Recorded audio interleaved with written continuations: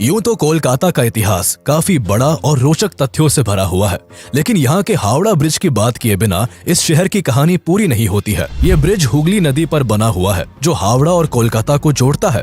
इसे बनाने में इंजीनियर्स ने ऐसे मेथड का इस्तेमाल किया कि जब ये बनकर तैयार हुआ तो लोग इसे देखकर दंग रह गए। आपको जानकर हैरानी होगी कि इतने बड़े ब्रिज को बनाने के लिए नदी के दोनों किनारों पर केवल 2 पिलर्स का सहारा लिया गया है।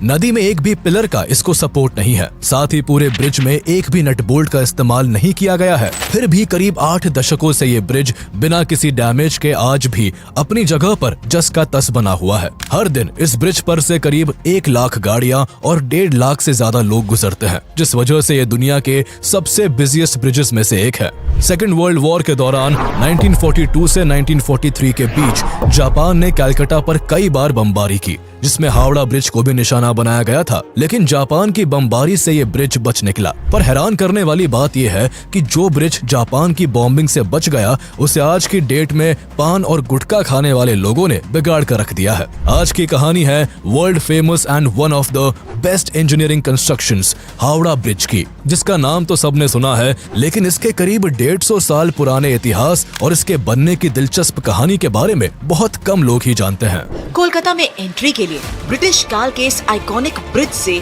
गुजरना भी एक अनुभव है। यह ब्रिज इंडिया की सबसे बड़ी लीवर ब्रिज और सबसे व्यस्त ब्रिजों में से एक ब्रिज है। जब ये ब्रिज पूरा हुआ तब ये देश का पहला और दुनिया का तीसरा ऐसा ब्रिज था। हावड़ा ब्रिज की सबसे बड़ी खासियत ये है कि ये ब्रिज जो है वो पूरी दुनिया से कोलकाता को जोड़ता है। 18th सेंचुरी के मिड तक अंग्रेजों ने लगभग पूरे भारत पर अपना कब्जा कर लिया था। अपने शासन को मजबूत करने और अपने व्यापार को बढ़ाने के लिए अंग्रेजों ने भारत के बड़े शहरों में कई डेवलपमेंट्स किए। बदलते वक्त के साथ जब ट्रांसपोर्टेशन के लिए रेलवे का इजाद हुआ तो एक्सपोर्ट को और फास्ट करने के लिए अंग्रेजों ने 1853 में महाराष्ट्र के बॉम्बे और 1854 में बंगाल के हावड़ा में रेलवे का निर्माण किया। उस समय बंगाल ब्रिटिश इंडिया का सबसे पावरफुल प्रोविंस और कलकत्ता ब्रिटिश इंडिया की राजधानी था। यहाँ से ही लगभग सभी ट्रेड को कंट्रोल किया जाता था। इसलिए अंग्रेजों ने बंगाल में रेलवे लाने के लिए 1853 में ही पटरियों को बिछाने का काम शुरू कर दिया था और इसी साल के जून महीने में हावड़ा में रेलवे स्टेशन भी बना लिया गया था। अंग्रेज सबसे पहले बंगाल में ही रेल की शुरुआत करना चाहते थे, लेकिन लंदन से रेल डिब्बे को लेकर आ रहा शिप बीच रास्ते में ही डूब गया और लोकोमोटिव इंजन गलती से भारत आने की बजाय ऑस्ट्रेलिया पहुंच गया। इससे इसे बनाने में 1 साल की देरी हो गई और हावड़ा स्टेशन 1854 में बनकर तैयार हो सका। हावड़ा में रेलवे स्टेशन बन जाने के बाद भी अंग्रेजों की ट्रेड्स को आसान बनाने की समस्या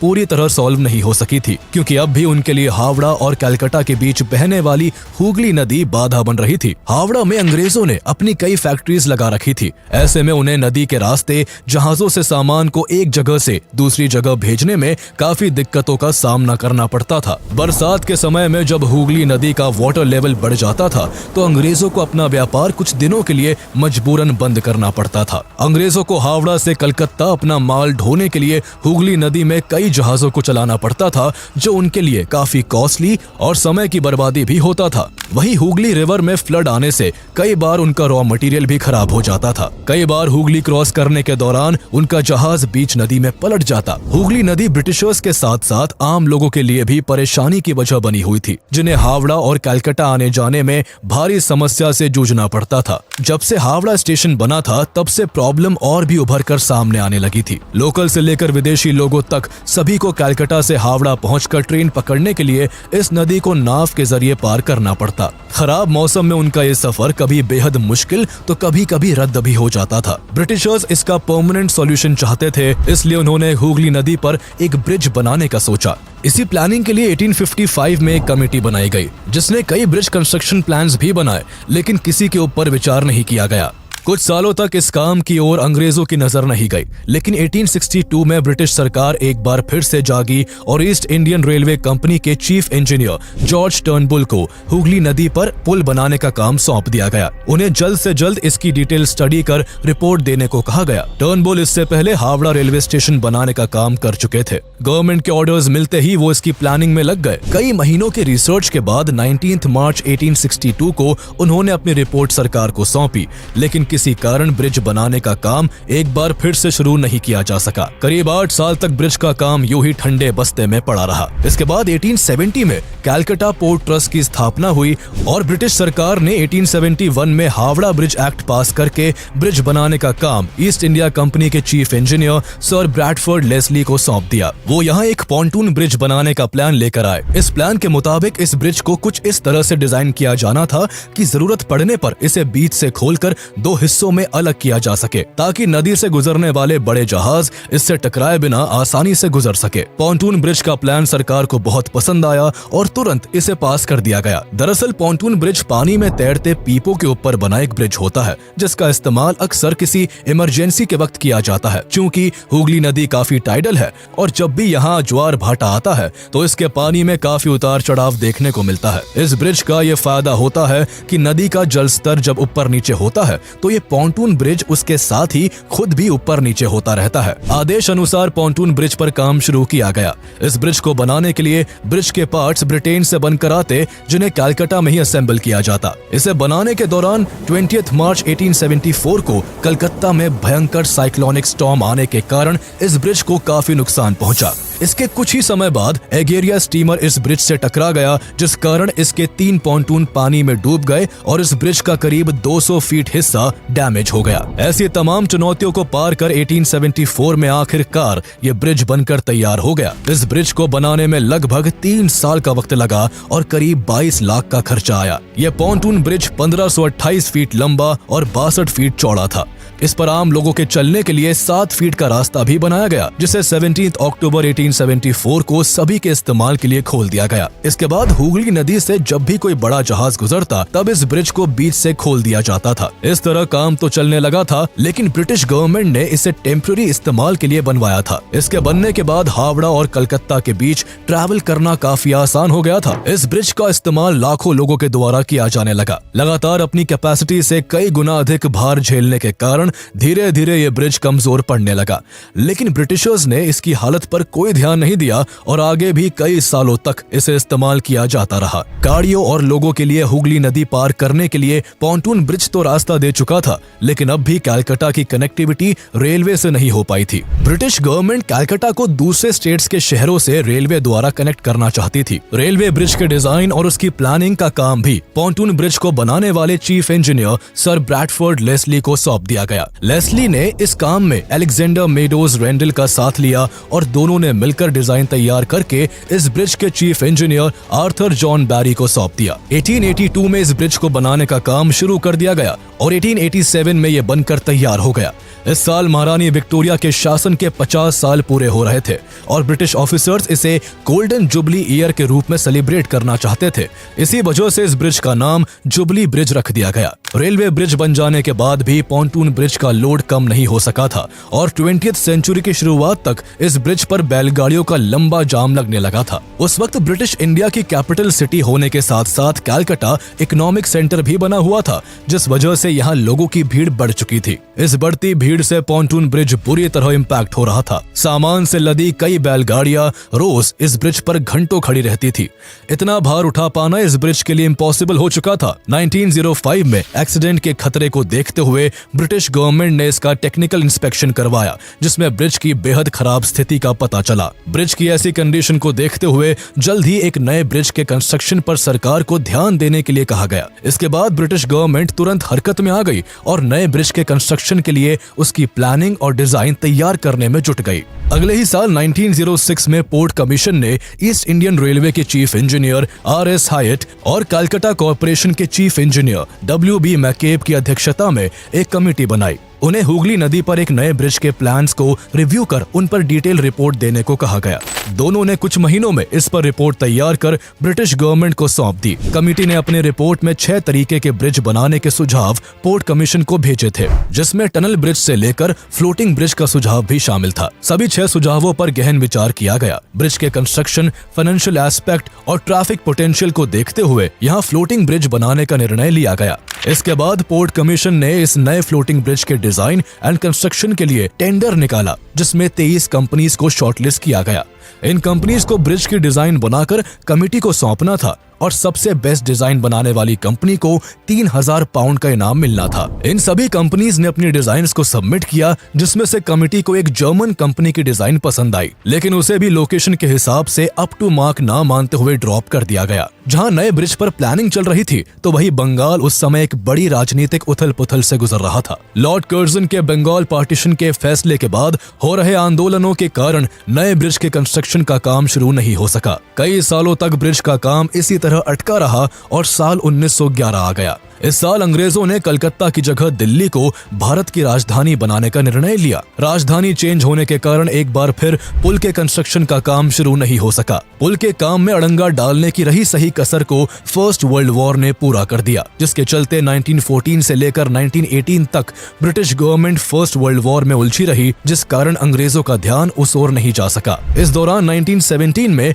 पुराने ब्रिज की ही मरम्मत करके काम चला लिया गया, लेकिन पुल की कंडीशन ऐसी नहीं थी कि ज्यादा वक्त तक उसे इस्तेमाल में लिया जा सके। इसलिए नए ब्रिज के निर्माण के लिए 1921 में बंगाल के एक फेमस इंडस्ट्रियलिस्ट और आर्किटेक्ट RN मुखर्जी के नेतृत्व में मुखर्जी कमेटी बनाई गई। मुखर्जी उस समय मार्टिन कंपनी लिमिटेड नाम की एक कंपनी चलाते थे, जिसके द्वारा इससे पहले कलकत्ता के विक्टोरिया मेमोरियल और बेलूर मठ का निर्माण किया जा चुका था। अंग्रेजों को RN मुखर्जी के काम पर पूरा भरोसा था और उन्होंने इस पर खरा उतरते हुए एक साल के भीतर ही 1922 में न्यू हावड़ा ब्रिज कमीशन के सामने अपनी रिपोर्ट सौंप दी, जिसमें कैंटिलीवर ब्रिज बनाने का सुझाव दिया गया था। 1926 आते आते इसमें काफी प्रोग्रेस देखी गई और इस दौरान सरकार ने न्यू हावड़ा ब्रिज एक्ट भी पास कर दिया। बाद में consultant firm Rendel, Palmer and Tritton को भी एक ऑल्टरनेटिव आइडिया पर काम करने को कहा गया। इस फर्म ने 1929 में पोर्ट ट्रस्ट को अपनी रिपोर्ट सौंपी, जिसमें उन्होंने कैंटिलीवर और फ्लोटिंग ब्रिज बनाने का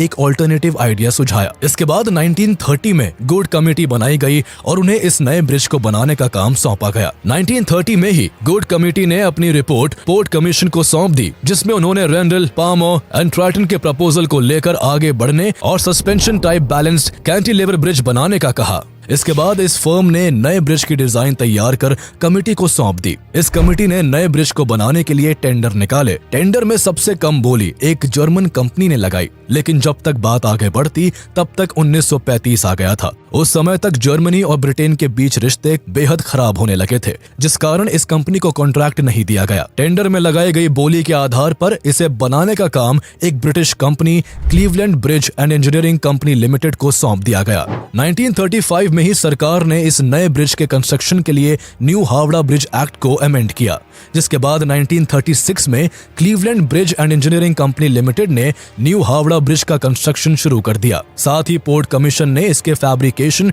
एंड इरेक्शन के काम के लिए हावड़ा की ही एक firm Braithwaite Burn and Jessop construction company limited को शामिल कर लिया। इसके बाद हुगली नदी में उपस्थित भारी मात्रा में गादों को निकाला जाने लगा। एक रात जब नदी के तट से गाद निकाला जा रहा था, तभी एक विशालकाय टावर गलती से छूट गया, जिससे ये अपने वजन के कारण करीब 2 फीट जमीन के अंदर तक घुस गया। इस वजह से उस समय इतना जोरदार धमाका हुआ कि खिदिरपुर में लगाए गए सीस्मोग्राफ ने इसे भूकंप के झटके के रूप में रिकॉर्ड किया। इस धमाके के पास का ही एक मंदिर भी गिर गया और आसपास के लोग डर कर सहम गए। इस दौरान गाद की सफाई के क्रम में यहाँ 18th सेंचुरी की तोपें और कई तरह के सिक्के भी मिले थे। कुल मिलाकर ब्रिज के फाउंडेशन को तैयार करने में 2 साल का वक्त लगा और ब्रिज के बाकी हिस्सों का कंस्ट्रक्शन 1940 में शुरू हुआ। इस ब्रिज को बनाने में कुल 26,500 टन स्टील का इस्तेमाल होना था। जिस तरह पॉन्टून ब्रिज के लिए सामान ब्रिटेन से आता था, उसी तरह इस ब्रिज में लगने वाले स्टील से लेकर कई जरूरी चीजों का एक्सपोर्ट ब्रिटेन से ही होना था। लेकिन सेकेंड वर्ल्ड वॉर में उलझे होने के कारण ब्रिटेन केवल 3,000 टन स्टील की सप्लाई ही कर पाया। ऐसे में इस ब्रिज के काम को जारी रखते हुए करीब 23,500 टन स्टील की सप्लाई टाटा स्टील ने की थी। 4 सालों तक लगातार दिन रात काम करने के बाद आखिरकार 1942 में ये ब्रिज बनकर तैयार हुआ। इसे बनाने में तब 2.5 करोड़ रुपए का खर्चा आया था। उस समय ये ब्रिज दुनिया का तीसरा सबसे लंबा कैंटिलीवर ब्रिज था। इस ब्रिज की लंबाई 2313 फीट, ऊंचाई करीब 269 फीट और पुल की सेंट्रल डेक यानी इसके ऊपर की सड़क की चौड़ाई करीब 71 फीट है। इसके अलावा सड़क के दोनों तरफ लोगों के चलने के लिए 15-15 फीट के 2 फुटपाथ को बनाया गया है और इसका सेंट्रल स्पैन 1500 फीट के करीब है। इस ब्रिज की डेक को मेन ट्रस से 39 पेयर्स के हैंगर्स के सहारे लटकाया गया है। इस ब्रिज को जो सबसे ज्यादा खास बनाती है तो वो है इसकी कारीगरी। इसमें स्टील की प्लेटों को जोड़ने के लिए एक भी नट बोल्ट का इस्तेमाल नहीं किया गया है। पूरे ब्रिज को केवल धातु की बनी कीलों और वेल्डिंग के सहारे जोड़ा गया है। आपको जानकर हैरानी होगी कि ये पूरा का पूरा ब्रिज नदी के दोनों किनारों पर केवल 280 फीट ऊंचे 2 पिलर्स के सहारे ही खड़ा है। इसके दोनों पिलर्स के बीच की दूरी 1500 फीट के आसपास की है। दोनों पिलर्स के अलावा इस ब्रिज को सपोर्ट करने के लिए बीच में कुछ भी नहीं लगाया गया है। फिर भी बनने के बाद से आज तक ये ब्रिज जस का तस बना हुआ है। अपनी इसी खास बनावट के कारण ये ब्रिज लाखों लोगों को अपनी ओर आकर्षित करता है। लोग इस बात से हैरान होते हैं कि इतना विशालकाय ब्रिज इतने मिनिमम सपोर्ट पर इतने सालों से कैसे टिका हुआ है। दरअसल ब्रिज के निर्माण के वक्त ही सरकार ने कंस्ट्रक्शन कंपनी को सख्त निर्देश दिए थे कि इस ब्रिज को बनाने के लिए नदी में कम से कम पिलर्स का इस्तेमाल किया जाए, ताकि नदी से गुजरते बड़े जहाज पिलर से टकरा ना जाए। उस समय हुगली नदी के सहारे ही अंग्रेजों का सारा माल सप्लाई किया जाता था और ज्यादा पिलर्स के इस्तेमाल से शिप का इन पिलर से टकराने का डर था।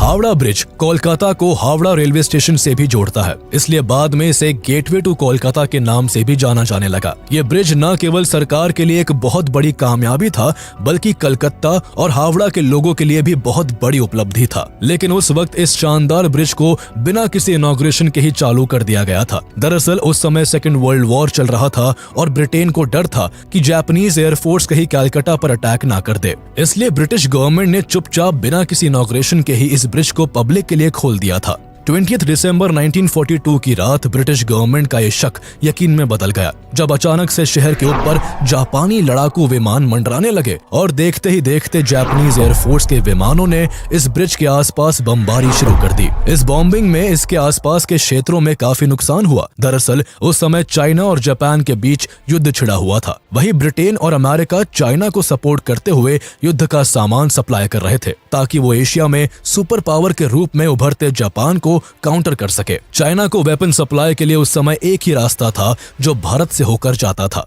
जापान की नजर अमेरिका और ब्रिटेन की इसी सप्लाई चेन को तोड़ने पर थी। उस समय हावड़ा ब्रिज के ठीक बगल में ही एक फेमस पोर्ट हुआ करता था। जापानीज एयरफोर्स हावड़ा ब्रिज के साथ साथ इस पोर्ट को भी तबाह करना चाहती थी, लेकिन जापानीज एयरफोर्स ने काउंटर अटैक के डर से हमला रात के वक्त किया। रात के अंधेरे में जापानीज एयरफोर्स का निशाना चूक गया और बम हावड़ा ब्रिज की जगह एक होटल पर जा गिरा, जिससे आसपास के क्षेत्रों में तो काफी हानि हुई, लेकिन किस्मत से हावड़ा ब्रिज को कोई नुकसान नहीं पहुंचा। सेकेंड वर्ल्ड वॉर खत्म होने के करीब 2 साल बाद 1947 में भारत अंग्रेजों से आजाद हो गया और हावड़ा ब्रिज का मालिकाना हक भारत के पास आ गया। आजादी के बाद इस ब्रिज का इस्तेमाल काफी बढ़ गया था।